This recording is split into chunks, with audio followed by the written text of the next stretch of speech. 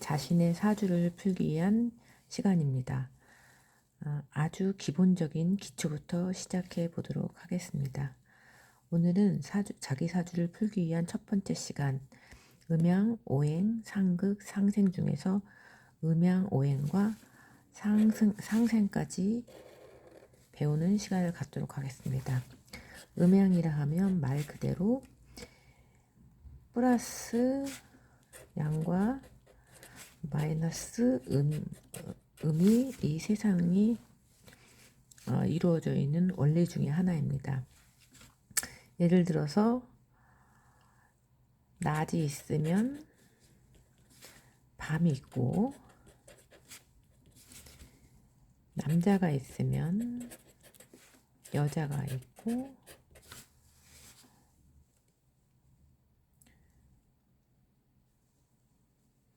산이 있으면 바다가 있고,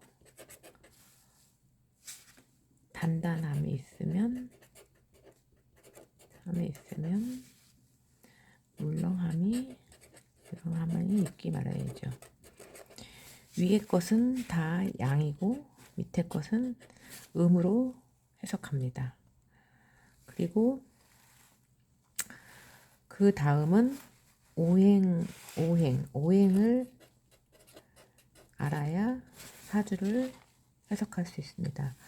오행이라 하면 목, 화, 토, 금, 수 이렇게 이루어져 있는데, 쉬운 말로 풀어보면 목은 나무입니다. 화는 불입니다. 토는 흙입니다. 흙 또는 땅입니다. 금은 쇠입니다. 수는 물입니다. 우주는 이렇게 음과 양과 이런 목화 토금수로 이루어져 있다고 보면 됩니다. 그래서 나무는 다시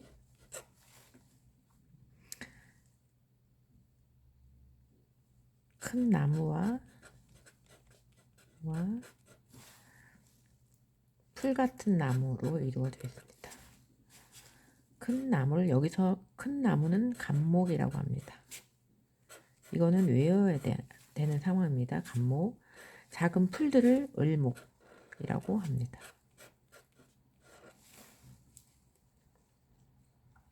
그래서 큰 나무는 보통 우리 정자나무, 동네 여기에 보면 동네 한 그루씩 있는 큰 느티나무 같은 거를 느티나무나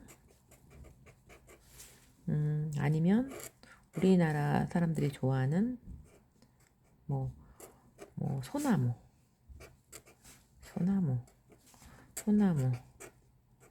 나무 이런 거를 큰 나무라고 생각하시면 됩니다. 그리고 풀은 풀도 이제 작은 나무를 풀 같은 나무, 작은 나무를 을목이라고 하는데, 이게 을목자입니다. 을목, 간목. 작은 풀들을 을목이라고 하는데, 예를 들어서 화분에 심어져 있는 난초 같은 것이 을목이겠죠. 풀. 그리고 난초.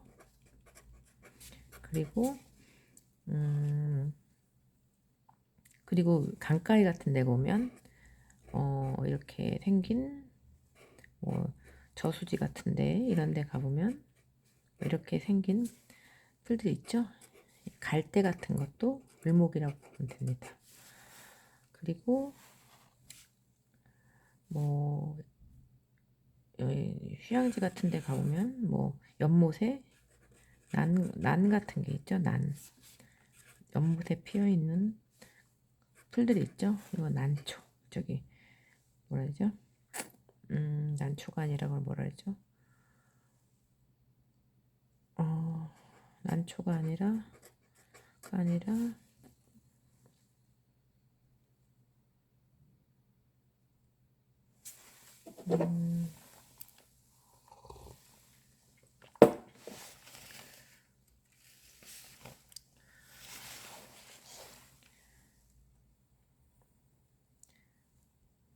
물부래 같은 것들. 하여튼간 작은 풀들은 다 을목, 작은 나무로 보면 됩니다. 이 두 가지를 나무, 우주에는, 이 세상에는 나무와 풀들로 두 가지 목화 토금수에서 이렇게 나무와 풀들로 이루어져 있고요. 그 다음이 이게 나무입니다. 그리고 그 다음이 화,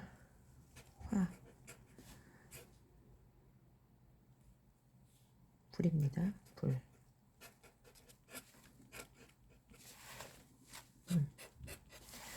그 다음에 불이 있습니다. 오행이기 때문에 오행 중에 음과 양으로 읽기 때문에 이거를 양이라고 하고 이거를 음이라고 합니다. 모든 오행은 양음으로 이루어져 있습니다. 불량입니다. 모든 오행은 간목, 양, 을목, 이렇게 이루어져 있습니다. 그 다음에 화를 보겠습니다. 화도 큰 불과 작은 불로 나눌 수 있습니다. 큰 불을 병화라고 합니다. 병화. 작은 불을 정화. 병화, 정화. 이거는 암기하셔야 되는 겁니다. 그래서 큰 불을 양이고요. 작은 불은 음입니다. 그래서 큰 불에는 어떤 게 있을까요? 큰 불에는 제일 예를 들어서 큰 불의 대표적인 것은 태양입니다. 태양. 태양은 낮에 뜨니까 양일 수밖에 없겠죠. 태양은 온 곡식을 익게 하고 우리에게 따뜻함을 주고 이런 큰 불도 있고 그 다음에 뭐가 있을까요? 용광로 같은 거. 용광로. 큰 불을 대체적으로 병화라고 합니다. 그리고 작은 불은 예를 들면 촛불 같은 게 있습니다. 촛불이 있겠죠? 촛불이 있겠죠. 그리고 뭐가 있을까요? 전등 같은 게 있겠죠. 전등도 작은 불입니다. 주로 실내에서 많이 사용하겠죠. 전등 이런 것들이 있습니다. 나중에 이 쓰임에 대해서는 자세히 알아보겠습니다. 일단 오행이 어떻게 이루어졌는지에 대해서만 일단 오늘 이번 시간에는 보는 걸로 하겠습니다. 다음은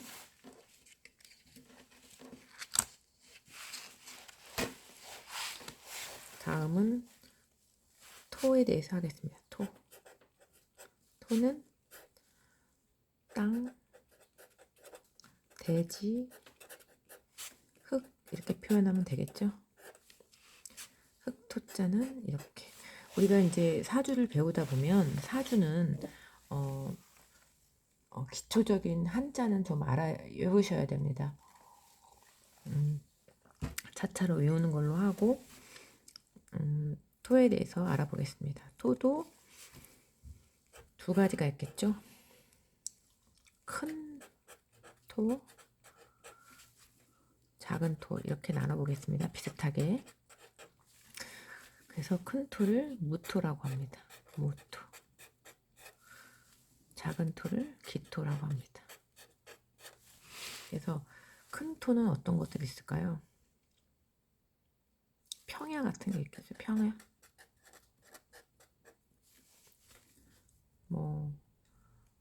그리고 옛날로 따지면 제방을 쌓는 제방 같은 것도 큰 토양이라고 합니다.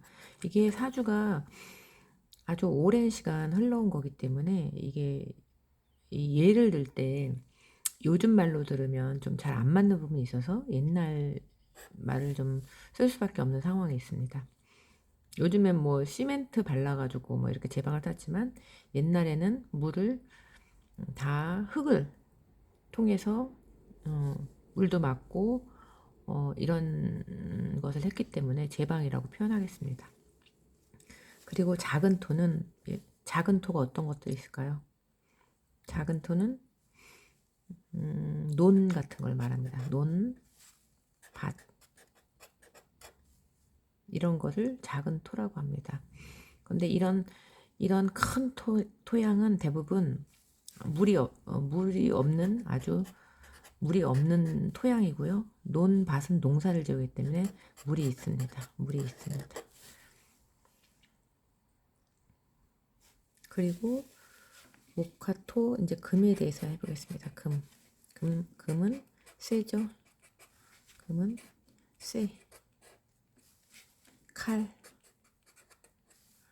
또 뭐가 있을까요?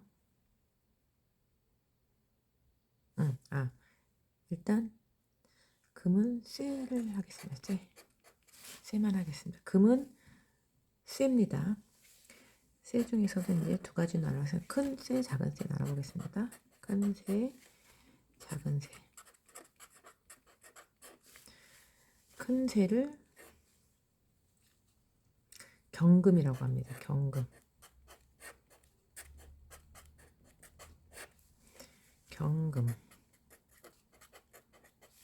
작은 쇠를 신금이라고 합니다. 신금. 예를 들어서 큰 쇠는 어떤 것들이 있을까요?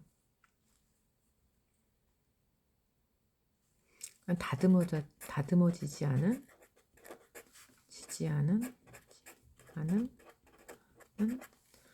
쇠를 생각하시면 될 것 같아요. 배를 만들고 거북선을 만들고 이런 큰 쇠, 그걸 다듬기 전에 다듬어지지 않는 큰 쇠를 말합니다. 그리고 신금은 이 자체로 다듬어진 보석입니다. 보석 같은 쇠, 뭐 금반지, 은반지, 뭐 반지, 목걸이 이런 걸 말을 하는 거죠. 일단 이 이제 오행에서 푸는 방법은 차차로 설명할 것이고 오늘은 음양과 오행으로 이루어져 있다는 것만 아시면 됩니다. 그리고 토금수 마지막 수입니다. 수는 물입니다. 물. 수 목화토금수 중에 물입니다. 물 중에서도 다 나누겠습니다. 큰 물, 작은 물 이렇게 나눠보겠습니다. 큰 물을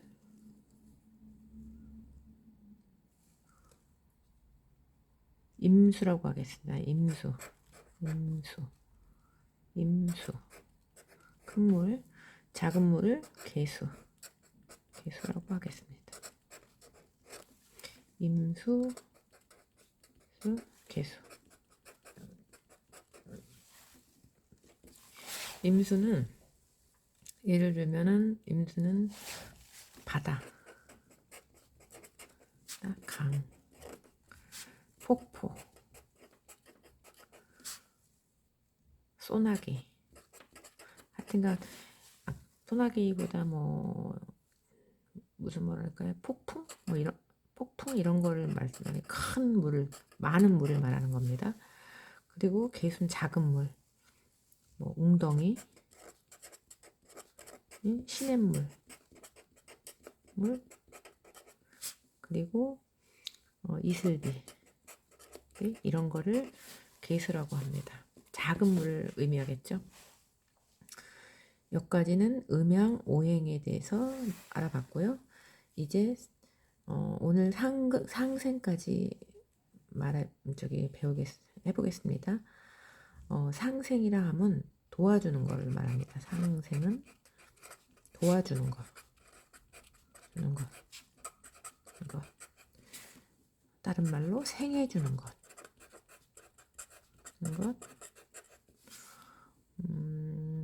뒷받침해주는 것. 이런 거를 상생이라고 합니다. 사주를 풀기 위해서는 상생, 상극을 알아야 되는데 일단 상생부터 해보면 이제 처음 시작하는 건 목부터 보통 시작합니다. 목은 나무죠. 목, 나무. 나무는 무엇을 생해줄까요? 나무는 불을 생해줍니다. 화, 불. 왜 생해줄까요? 불에다가 나무를 놓으면 불이 활활 타죠. 그러니까 불이 있는 상황에서 나무를 예를 들면 우리 이제 캠핑 같은 데 가면 불이 이제 처음에 불을 이제 조그만 을목을 갖다가 이렇게 불을 붙이잖아요. 그리고 나무를 거기다가 이제 장작 같은 걸 넣으면 불이 확 살아나잖아요. 처음에는 요만한 불이 뭐 을목으로 이렇게 다 불을 살살 했다가 장작 같은 걸 넣으면 확 이렇게 불어나잖아요. 그러니까 나무가 불을 생해줍니다. 그럼 그 다음에 불은 무엇을 생해줄까요? 토를 생해줍니다. 토, 땅. 왜 그럴까요? 이 타고난 불이 재가 됩니다. 재가 되면 그게 땅에 흡수되겠죠? 그래서 땅이 더 커진다고 생각하시면 될 것 같아요. 땅을 만들어준다고 생각하면 될 것 같아요. 그 다음에 토는 금, 쇠를 생해줍니다. 왜 땅이 쇠를 생해줄까요? 우리 그렇게 생각하시면 편할 것 같아요. 땅에서 파보면 금속도 나오고 철광석도 나오고 뭐 금도 나오고 뭐 이런 것들이 다 나오잖아요. 그래서 땅이 단단하게 굳어지면서 금을 만든다고 생각하시면 될 것 같아요. 금은 또 뭐를 만들까요? 수를 생해줍니다. 물. 어떤 경우일까요? 어떻게 금이 물을 생해줄까요? 금에서 대지의 변화에 의해서 이렇게 물이 아침에 보면은 이슬이 맺히잖아요. 그래서 수를 생해준다고 보면 됩니다. 수는 나무를 생해줍니다. 나무는 물을 먹고 자라니까 당연히 물을 먹으면 나무가 막 엄청 커지겠죠. 이것을 상생이라고 합니다. 상생. 여기까지 첫 번째 시간 내용은 끝났습니다. 이거를 다 외우고 다음 시간에 만나요.